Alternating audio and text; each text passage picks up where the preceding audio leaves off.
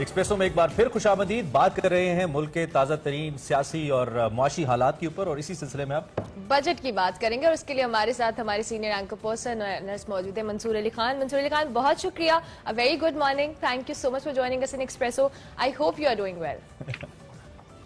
Thank you so much for inviting me, or good morning to both of you. Thank you. अच्छा मंसूर, इससे पहले हम फवाद चौधरी साहब से बात कर रहे थे। कल बजट हमने देखा, उसके बाद हमने डिस्कशंस देखी, सारा कुछ ये कहा जा रहा था, बहुत हाइप थी कि जी अवाम दोस्त बजट है, पब्लिक को रिलीफ दिया जाएगा, नए टैक्सेस नहीं लगाए जाएंगे और सारी मामला जो होंगे वो बेहतरी की तरफ जाएंगे। लेकिन हमने देखा चाहे वो पेट्रोल हो, बिजली हो, हर तरह से टैक्स लगाए भी गए, कीमतों में भी इजाफा किया गया। तो फिर ये एट द एंड मजमूई तौर पर हम कैसे कह सकते हैं कि ये अवाम दोस्त बजट था?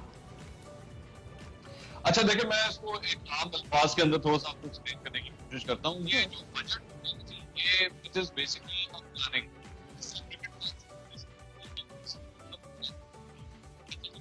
जाएंगे और ऊपर वो बैठ के 50 रन वो करेगा, 75 रन वो करेगा, फिर वन डाउन बंदा आएगा, सेंचुरी वो स्कोर करेगा, और ये इस तरह बैठ के एक प्लानिंग की जाती है। उसके बाद मैच में जाके क्या होता है, कौन जल्दी आउट होता है, कौन नहीं होता है, ये तो ऑब्वियसली मैच के साथ पता लगता है। लेकिन ओवरऑल अगर मैं इस बजट को देखूं तो it looks like optimistic budget. एक जब से शौकत तरीन साहब आए हैं, he wants to give the feel good factor कि जी पिछले 3 साल से बड़ा ग्लूमी किस्म का मौसम रहा है सियासी तौर पर। तो पाकिस्तानियों को कहना चाहती है कि जनाब बस अब अच्छे दिन शुरू होने लगे, हम पैसे खर्च करने लगे हैं, डेवलपमेंट होगी, हर जगह होगी, हम पैसे इकट्ठे भी बहुत ज्यादा करने लगे हैं।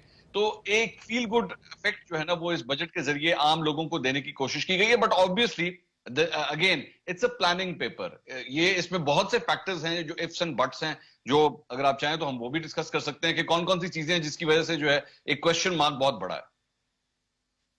डेफिनेटली राय चाहूंगा, वो है एजुकेशन और हेल्थ।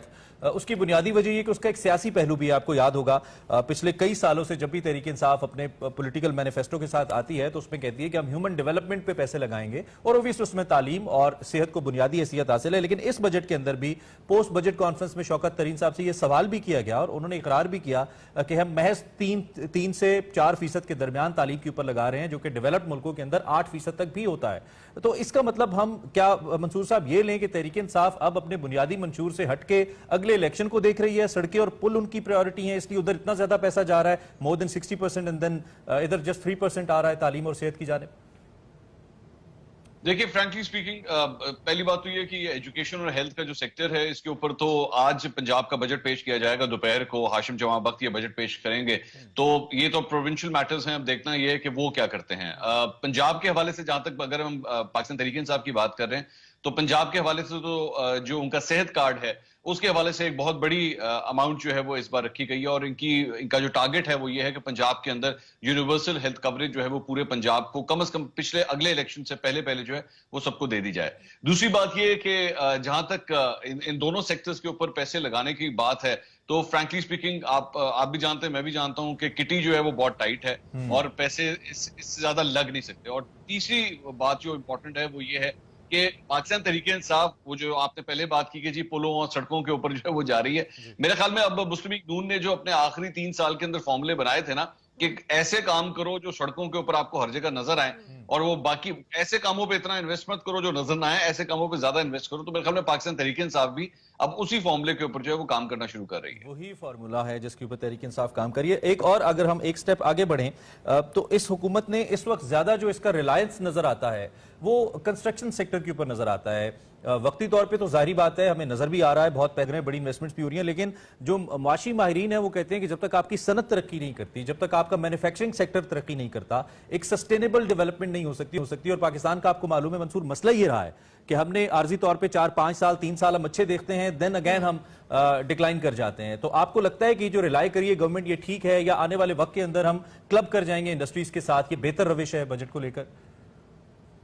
देखिए इमरान खान, मैं सिर्फ ये चीज शेयर कर दूं कि इमरान खान साहब की सोच क्या है। इमरान खान साहब बार बार ये बात कहते हैं कि जी मैं कंस्ट्रक्शन सेक्टर को जो है वो मैं इसलिए प्रमोट करना चाहता हूं कि उसके साथ अप्रोक्सीमेटली 30 से 35 मुख्तलिफ इंडस्ट्रीज हैं जो बेसिकली अगर वो सेक्टर बूस्ट करे तो वो 30-35 इंडस्ट्रीज भी जो है वो बूस्ट करना शुरू कर देती हैं। और जिसकी वजह से अगर आपने देखा हो कि इन्होंने एमनेस्टी स्कीम भी जो है वो इस सेक्टर को दी थी ताकि ज्यादा से ज्यादा लोग जो है वो इसके अंदर इन्वेस्ट करें, और अब 6 महीने की मजीद जो है वो इसके अंदर एक रिलैक्सेशन जो है वो मांगी गई है। बट हैविंग सेड दैट, जो 50 लाख घरों वाला वो जो एक टारगेट बनाया गया था, it is nowhere near that, और ना ये होगा, ये अगले 2 साल भी नहीं होगा. It is impossible to say that. और दूसरी बात ये कि हम बार बार अगर सिर्फ इस तरह के ये स्टॉप गैप अरेंजमेंट्स के साथ अगर हम काम करने की कोशिश कर रहे हैं तो उससे कुछ नहीं होगा.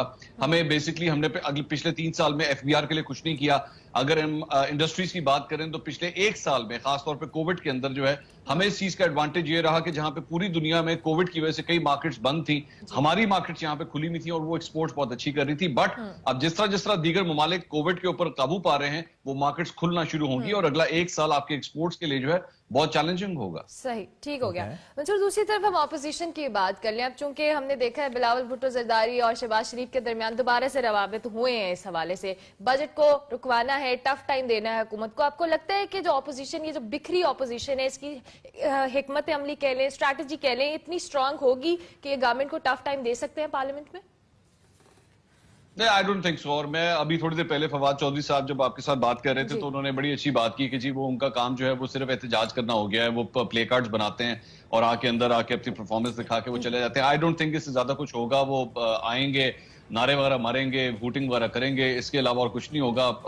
मेरा ख्याल में इस वक्त जो प्राइम फोकस है, what we have to see is the Punjab assembly, क्योंकि पंजाब असेंबली में काफ लीग जो है वो नाराज हुई हुई है. काफ लीग पिछले 1 हफ्ते से नाराज है पाकिस्तान तहरीक-ए-इंसाफ से. पंजाब का बजट क्या पास हो पाता है या नहीं हो पाता वो ज्यादा इंपॉर्टेंट है, लेकिन फेडरल में मैं नहीं समझता कि बिलावल भुट्टो और शहबाज शरीफ कोई प्रॉब्लम क्रिएट कल वैसे अहम मीटिंग हुई तो है और वज़दार साहब का ये क्लेम है कि अब सारे इत्तेहादी उनके साथ हैं. So let's see. दूसरी जानिब एक जानिब तो हम ये बात कर रहे हैं कि वो आते हैं, करते हैं, चले जाते हैं. ऑपोजिशन का आपको मालूम है, मरियम साहिबा की एक स्टेटमेंट आई थी कि इनको हम भी चाहते हैं कि अपनी ये हुकूमत जो अपनी मुद्दत पूरी करे और जितनी ये मुद्दत पूरी करेगी उतना ये हुकूमत एक्सपोज होगी. लेकिन अगले 2 साल में इमरान खान साहब तो ऐसा लगता है कि वो कंफर्टेबल पोजीशन में है, पैसे लगाने की पोजीशन में है. तो आपको नहीं लगता कि ऑपोजिशन की ये स्ट्रैटेजी अब गलत हो जाएगी अगर उन गवर्नमेंट को बिल्कुल रिलैक्स रखा जैसे कि पहले 3 साल रखा?